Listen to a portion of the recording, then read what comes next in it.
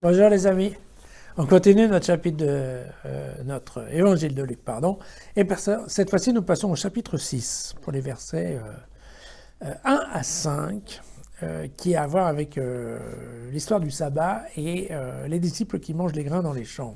Vous savez, on en avait déjà parlé il n'y a pas très longtemps grâce à un passage de Matthieu le 15 juillet et vous verrez c'est important parce que je vais devoir reprendre un certain nombre de choses que j'avais dit. Or, un second sabbat du premier mois. La date est claire. Un second sabbat du premier mois, c'est-à-dire en fait le deuxième samedi du premier mois. Comme ils traversaient des champs de blé, ses disciples arrachaient des épis, les frottaient dans leurs mains et les mangeaient. Quelques pharisiens dirent « Pourquoi faites-vous ce qui n'est pas permis le jour du sabbat ?» Et Jésus leur répondit « Vous n'avez même pas lu ce que fit David lorsqu'il eut faim, lui et ses compagnons, comment il entra dans la maison de Dieu, prit les pains de l'offrande, en mangea et en donna à ses compagnons, ces pains que personne n'a le droit de manger, sauf les prêtres et eux seuls. Il leur disait, il est maître du sabbat, le Fils de l'homme. Alors, vous savez, on avait déjà parlé de ce sujet, donc vous savez que c'est une histoire qu'on trouve dans le premier livre des rois, où en effet David a gagné sa lutte contre Goliath, et il a donné en fait l'épée de Goliath à garder dans une église, où il revient quelques temps plus tard avec quelques hommes, il a faim. Il passe dans l'église pour récupérer l'épée, et puis il a faim, il veut quelque chose à manger, et le prêtre qui est là dit « Écoute, je n'ai rien, mais il y a les offrandes qui sont là, et eh bien écoute, puisque c'est qu'il n'y a que ça à manger, mange-les. » Voilà.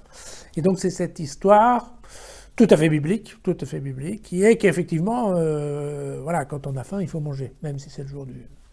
Même si ce pain sans enzyme est un pain tout à fait sacré, normalement, dans lequel on n'a pas le droit de toucher, sauf si on est prêtre, comme le dit assez bien cet évangile.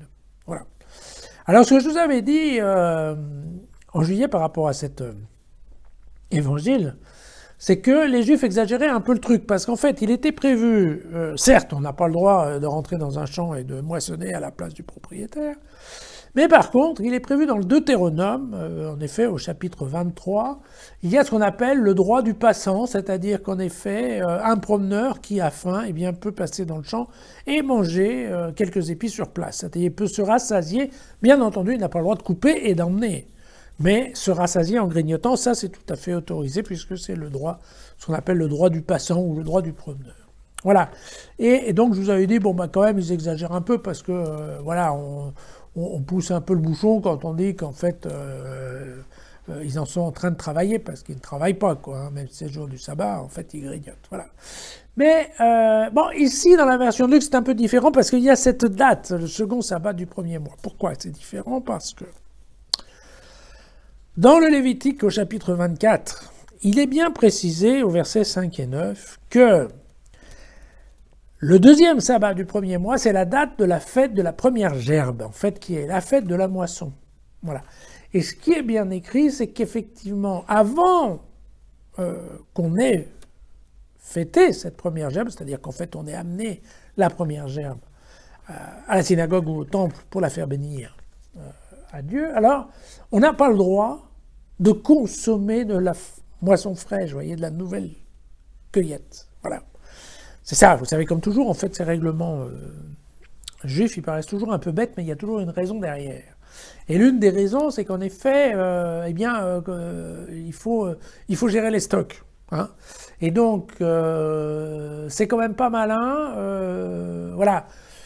La cueillette, elle est faite à un certain moment parce que les épis sont mûrs. Avant qu'ils soient mûrs, le blé n'est pas bon, les grains ne sont pas bons. Donc, c'est complètement idiot d'aller manger ce blé qui n'est pas encore suffisamment mûr. Et donc, ça a été interdit par la loi en disant non, avant qu'on décide qu'effectivement c'est la première gerbe, c'est le début de la moisson, alors on n'a pas le droit de manger les grains qui sont sur les tiges. Voilà. Donc, vous voyez que raconter comme ça, l'histoire est un peu différente. Et on se rend bien compte qu'effectivement, oui, alors d'accord, il y a sujet à controverse, pas tant pour l'histoire du travail le jour du sabbat, mais surtout pour cette question de manger le grain avant qu'il y ait eu la fête de la première gerbe. Voilà. Ben, l'idée est toujours la même. Hein. L'idée, elle est de dire qu'en effet, dans la religion de Jésus, on est moins rigide que dans la religion juive. Et qu'effectivement, bon, ben, y a les lois, mais la priorité, elle est donnée à la loi naturelle, au fait que, effectivement, voilà, quand l'homme a faim, il faut qu'il mange. Voilà. Et on fait toujours passer l'homme avant la loi de la Torah. Voilà. L'homme est prioritaire, la santé de l'homme est prioritaire. Et d'ailleurs, il le dit bien ensuite, il nous dit, le sabbat a été fait pour l'homme.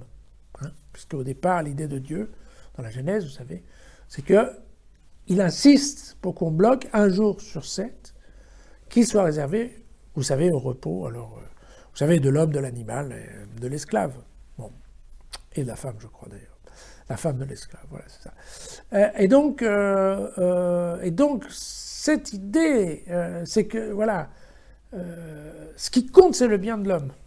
Et Dieu l'a fait comme ça. Donc, chaque fois qu'on est dans le doute par rapport à l'application d'une loi, il faut revenir à la question du bien de l'homme, parce que ce que Dieu a voulu, c'est le bien de l'homme. Bon, et puis après, il y a un autre commentaire qui vient dedans, hein, qui est une façon, en effet, pour Luc de rentrer dans la controverse et de dire, en fait, voilà, cette loi du sabbat, elle a été édifiée par Dieu, d'accord ? Or, Jésus, c'est le Fils de l'homme, c'est le Fils de Dieu. Okay. Donc, c'est bien lui le maître du sabbat, car c'est lui qui a décidé le sabbat. On est d'accord ? Voilà. Et donc, c'est une bonne façon, voilà, de dire à ses amis juifs qu'il ne faut pas mélanger les serviettes et les torchons. Parce que, effectivement, Jésus appartient à la famille de Dieu. Il est Dieu.